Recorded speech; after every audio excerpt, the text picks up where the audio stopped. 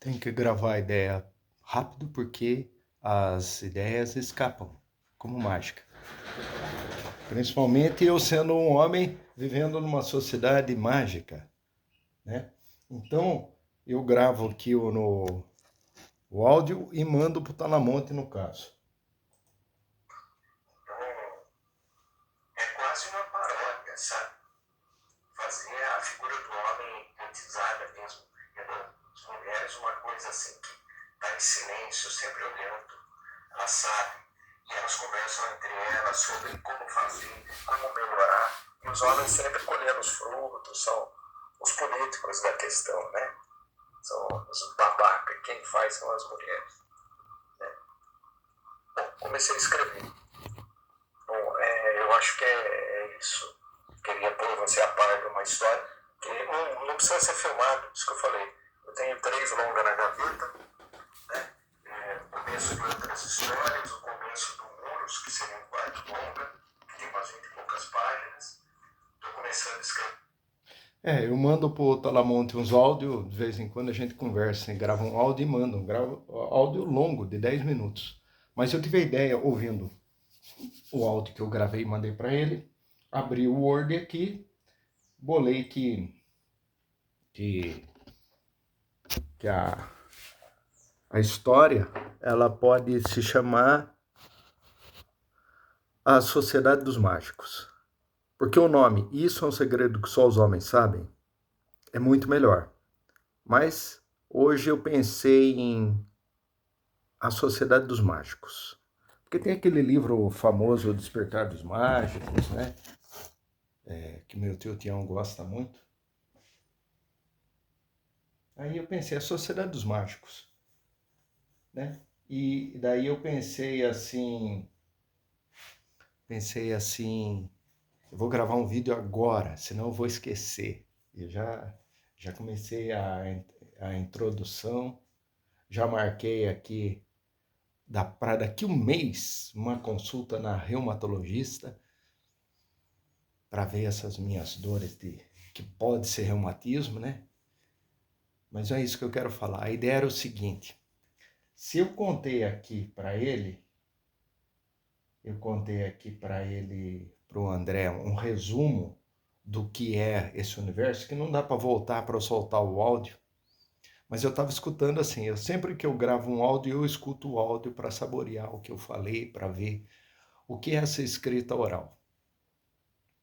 Então me veio uma ideia, porque eu funciono assim, a minha literatura é de roteiro de cinema, eu não sei escrever livro, romance.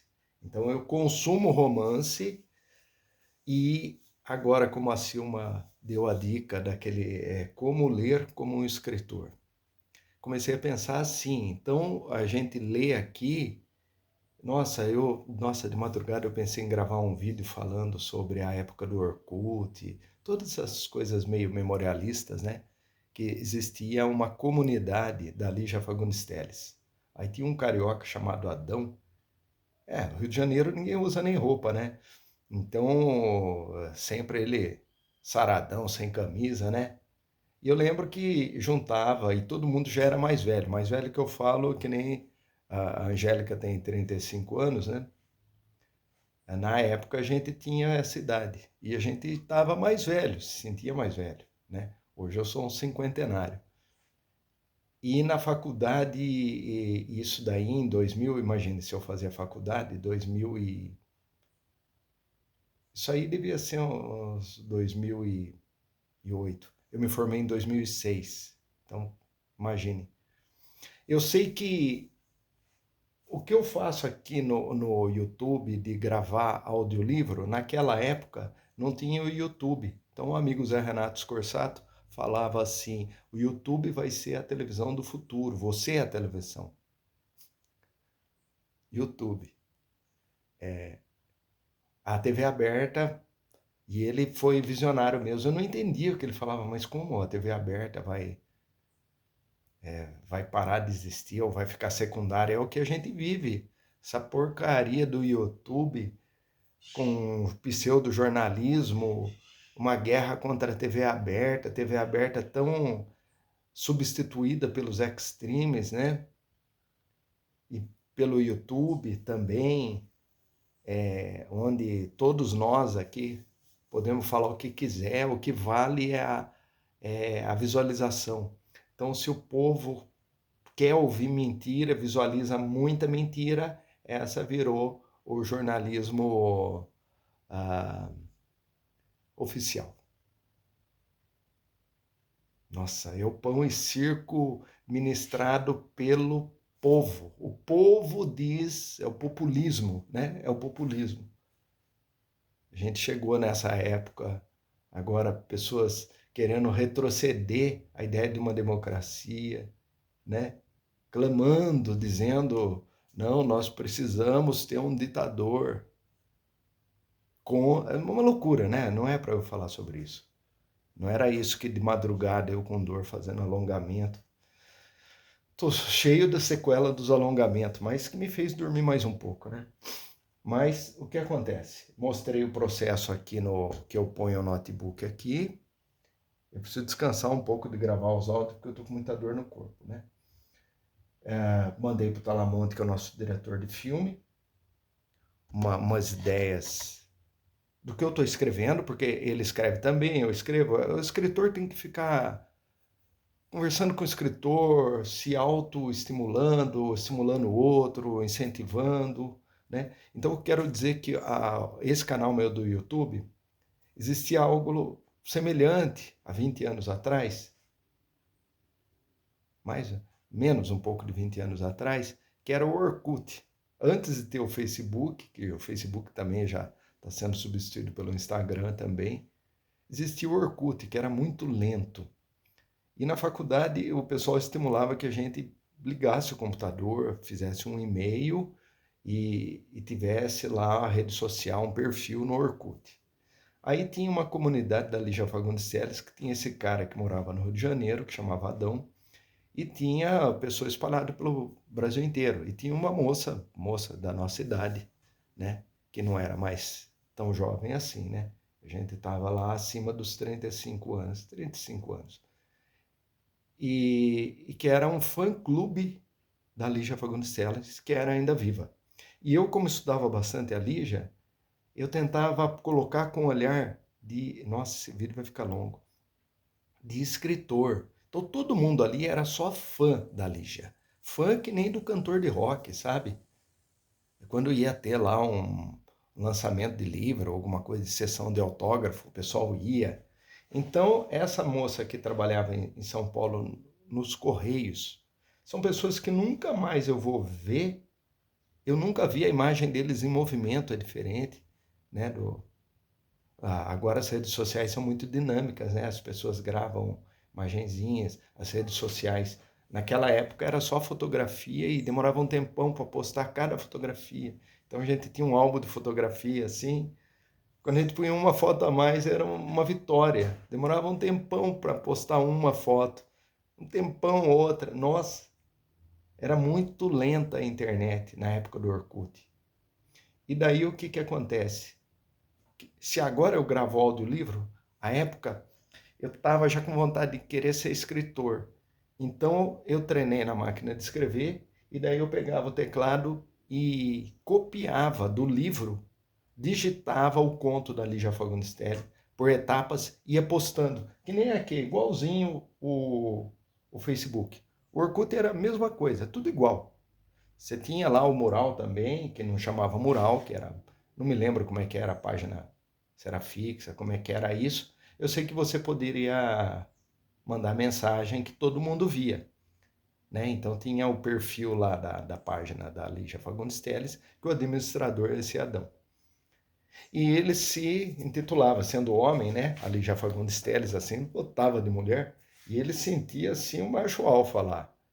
E era muito louco. E eu tentava ter uma participação, eu inventei isso, de copiar o livro digitando os contos, copiava os contos e postava. Depois copiava um pouco, postava. Que nem o áudio aqui em pastinha, eu postava lá.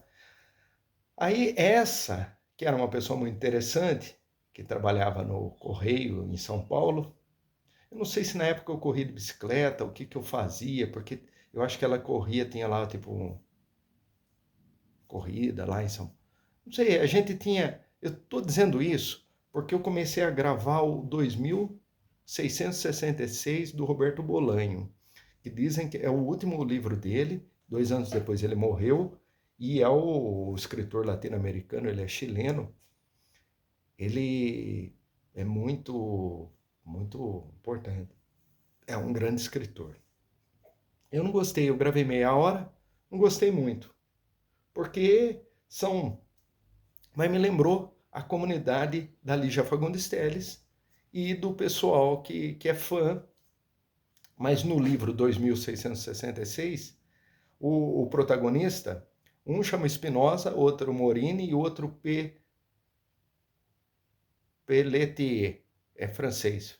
Pelletier, Morini, que é o italiano, e o Spinoza, que é o espanhol. No caso, o Bolanho é chileno, mas ele estava morando na Espanha. Então, acho que o Spinoza é o que representa ele. Todos eles têm doutorado em literatura e aparece um escritor alemão com sobrenome italiano, que é Arcimbold, Ben von Arcimbold, eu esqueci o primeiro nome. Deitado na cama à noite, me veio todas essas coisas. E eu lembrei da comunidade da Lígia Fagundes Telles, esse é os Arcimboldianos. Né? Tem o Arcimbold, que é aquele pintor renascentista, que fazia retratos com fruta, com carne, com cebola, né? Muito surreal. E isso na Renascença, imagine. E o escritor alemão com sobrenome italiano, Arcimbold. E eu sei que eles descobrem a literatura e esses três personagens aí, um francês, um italiano e um espanhol, começam a traduzir essa trilogia que o Arcimbold escreveu. E daí entra mais uma moça que é inglesa, que eu esqueci o nome dela. E daí eles vão em todas as convenções, e o Arcimbold nunca é visto, ninguém sabe nem que rosto ele tem, nem nada. É um mistério. Então eu li uma primeira pastinha de 30 minutos, que é a parte dos críticos. É a primeira parte. Só que é um livro que tem 1.300 páginas, 1.200 páginas. É muito longo. Eu li, eu acho que 40 páginas até agora. Ontem eu li mais 40 e poucos minutos que eu estou renderizando agora. Está aqui renderizando, eu vou mostrar aqui o processo. Ó, tá renderizando, eu montei a foto. Ó, eu montei a foto. Tá o reloginho aqui, ó. Né? E ele tá montando no Picasa. Eu ponho uma foto e ponho junto o áudio. Então, um programa de edição bem básico. Tá no finalzinho aqui, ó. Tá aqui, falta isso aqui. Aí, quando ele estiver pronto, eu posso postar aqui no canal do YouTube. Então, eu comecei a gostar, a segunda parte eu comecei a achar interessante. Aí, de noite, de madrugada, que eu acordei com dor, comecei a fazer alongamento. Aí me veio tudo isso, eu falei, nossa, é uma comunidade do Arcimbold. E eles vão nas convenções, se conhecem, começam a se comunicar por telefone. Na época era telefone, não tinha celular. Telefone, cada um num país. Imagina, Espanha, França, Itália, a moça da Inglaterra, daí eles viajam. Então o Bolanho tem um baita conhecimento, né, assim, desses lugares. O Bolanho é um foco de interesse, é uma literatura latino-americana, porque ele é chileno, mas é questionável. Ele escreveu na Espanha, na Europa, né, a literatura dele.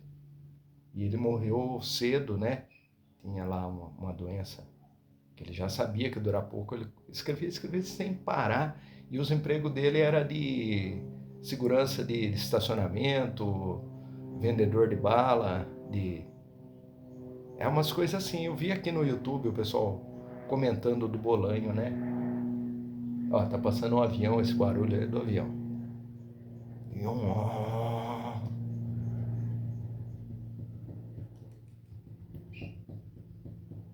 Então, e é isso, eu lembrei da comunidade, dessa ciumeira que acontecia, e o que aconteceu? Naquela época, as redes sociais, as pessoas eram meio do mal. Eu era menos do mal, mas era um pouquinho do mal também, mas vou contar. As pessoas, a rede social, ela tem um estigma por si só. As pessoas se escondem através de fakes, personagens fakes. Então, hoje, a gente sabe trabalhar muito bem de não tendo o ícone, né, que nos representa, não precisa ser o rosto da gente, nem nada. Vai o discurso e a relação de amizade e o interesse que tem naquela mídia social, né? Aqui no YouTube eu me exponho porque é a minha profissão, né? De, e o meu estudo de ator, de ler, né?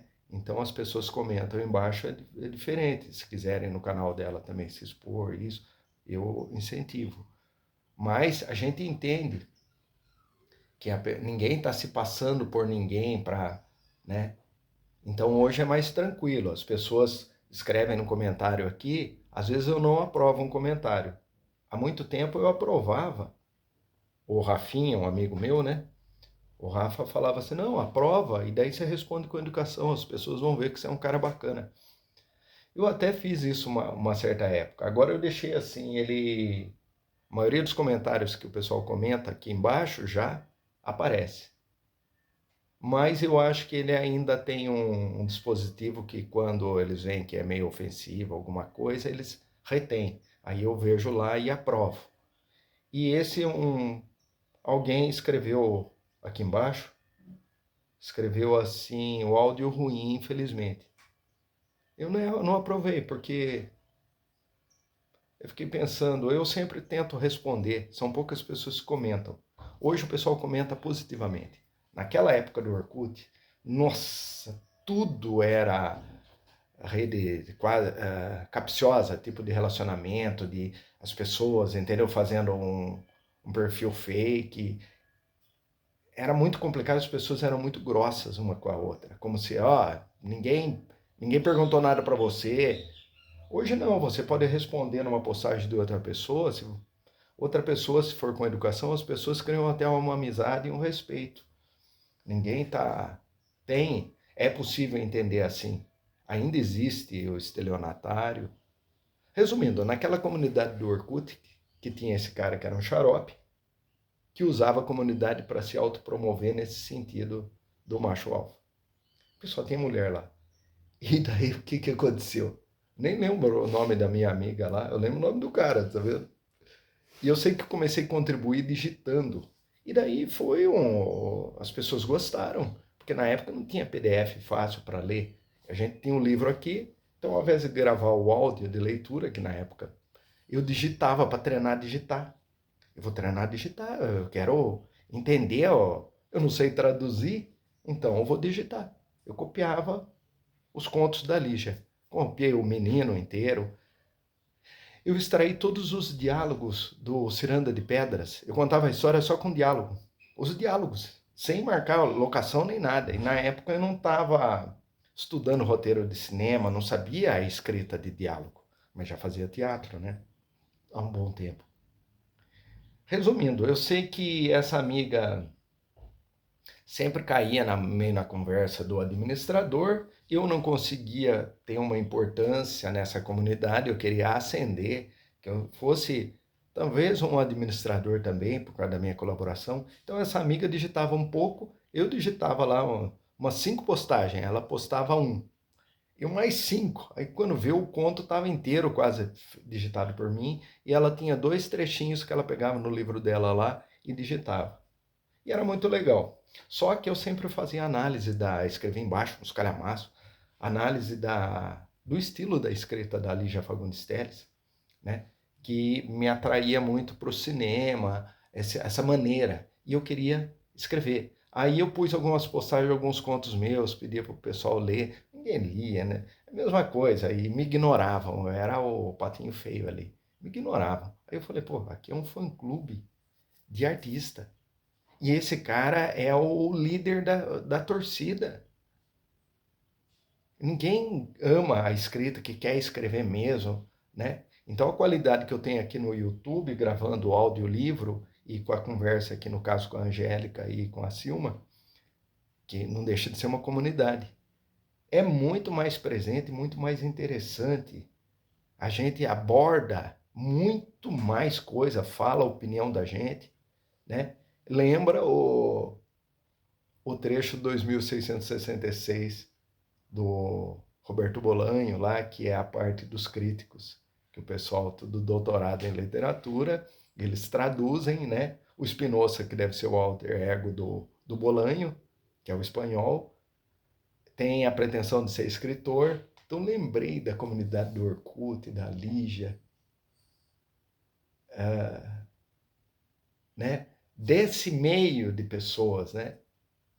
Então ficou melhor o 2666. Comecei a achar interessante. Não sei se eu vou continuar lendo as dores. Eu tenho que ir com calma, né? Tem que descansar um pouco. Porque eu se deixar eu vou lendo em voz alta, vou gravando, vou montando aqui e vou postando. Eu vou, como é que eu falo? É um hábito, desenvolver o hábito da leitura. Eu criei o hábito da escrita. O escritor tem que ter o hábito de escrever todos os dias. A gente não consegue, óbvio. Agora, esses gênios, os gênios escreviam todos os dias uma carga horária gigantesca. E alguns, assim como Van Gogh, no final da vida já estavam sabendo que estavam se despedindo desse mundo, queria deixar o máximo, esse era o sabor de estar vivo, era fazer aquilo intensamente. E nós nos beneficiamos, né, dessas obras maravilhosas que ficaram. E assim são todos, desde Kafka, nossa, o Bolanho também aconteceu isso. Eu acho que eu consegui fazer um apanhado geral de contar o novo roteiro, história, literatura de Realismo Mágico. Eu vou te contar uma coisa que só os homens sabem. O menino fala para a menininha.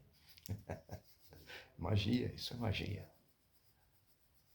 A Sociedade dos Mágicos, uma crítica ferrenha. E aí que tá, eu quero... eu não falei! Esse vídeo inteiro era para falar... graças a Deus eu lembrei agora. Você vai ficar frustrado. A cena que, quando eu estava escutando o áudio que eu mandei para o Talamonte, fazendo o resumo da Sociedade dos Mágicos, para ele entender, estava sentado ali na cama, ali, ó. Estava sentado ali, ó. Ali. Escutando o áudio aqui. Escutando o áudio aqui. Aí me veio a ideia que as mulheres... Mas sabe aquela coisa de terapia em grupo, de sociedade dos alcoólatras anônimos? De pessoas que se juntam e tem um mediador. Essa moça vai lá. E o que acontece? Eu acho que a mulher tem um problema diferente, e o problema dela é que ela não aceita que os homens usam as mulheres e ainda ficam dizendo que é mágica, não reconhece o serviço, tudo, e ela está doente, chapada de remédio. Remédio, alucinando o tempo todo. A doença dela é os remédios psiquiátricos, exagerado, para deixar ela meio sonolenta, e ela mesmo assim tem que trabalhar. Então ela é vista como uma má esposa, né? E daí o que acontece? Tcharam! Minha mente escapa. Vou contar. A cena que eu bolei não é essa terapia em grupo. A cena é o seguinte: é uma coach que prepara mulheres para fingirem que não trabalham, quer dizer, para trabalhar pelos homens sem os homens perceber. Então a técnica é assim: quando está fazendo oração, é a hora de você fazer. Então você não faz. Sem eles verem. A hora que ele saiu, você faz. Quando eles chegarem, está pronto. Então toda a técnica do preparo da mulher perfeita, a esposa, o ideal de mulher. Entende? Uma coach que faz isso para os homens, os filhos homens, os irmãos homens, os pais, os avós, continuarem acreditando na magia. É elas que sustentam a magia, porque o mundo, a magia que, né? Então talvez essa protagonista não acredite em Deus também. Então eu estou tentando. E depois, no final, tem que coroar com a ideia de amor, né? O amor prevalece e Deus é a ideia do amor. Então, esse Deus que é uma verdadeira religião machista, né? Sexista, onde os homens. Aí eu imaginei de cenas onde as mulheres fazem aula para ser o ideal de mulher dessa sociedade dos mágicos. E ela é obrigada a fazer essas aulas. Essa cena que eu tive a ideia, sentado ali, eu falei, puxa, vai dar umas cenas. Então, eu tenho uma protagonista feminina, os filhos dela acordam, o café da manhã ela faz a magia, como é orientado. Entende? Assim como ela vai orientar a filha dela, que não é mágica, né? Coisa nenhuma, que é feita assim, ensinar a filhinha dela, e o filho não pode saber, e a filha não pode contar para o irmão. E é assim, começou uma sociedade secreta das mulheres, uma sociedade secreta dos homens, Luluzinha e Bolinha, clube da Luluzinha e do Bolinha. E a sociedade é assim, e é construída assim. Aí o que acontece? Ela não está bem porque ela não aceita e ela vai voltar a fazer a aula sabe aquela de bons costumes? Que tinha aquelas aulas dos anos 50, a família perfeita, a mulher, a esposa perfeita, então é assim que coloca o talher, tudo. Eu vou entrar nesse tipo de aula, como fazer as coisas causando surpresa para os homens, não fazer na frente deles. Então, a oração é um momento estratégico, a hora que eles saíram é um momento estratégico. Então, pensar isso. Não, nunca catar as roupas na frente deles. Quando eles não estão, catam a roupa. Como se fosse escondido, como se fosse assim, olha, não pode. Essa é a mulher perfeita. Tem que agir assim. Eu acho que vai ser um roteiro pertinente, hein? Nada que eu ser um escritor de realismo mágico, né? Tchau. Boa.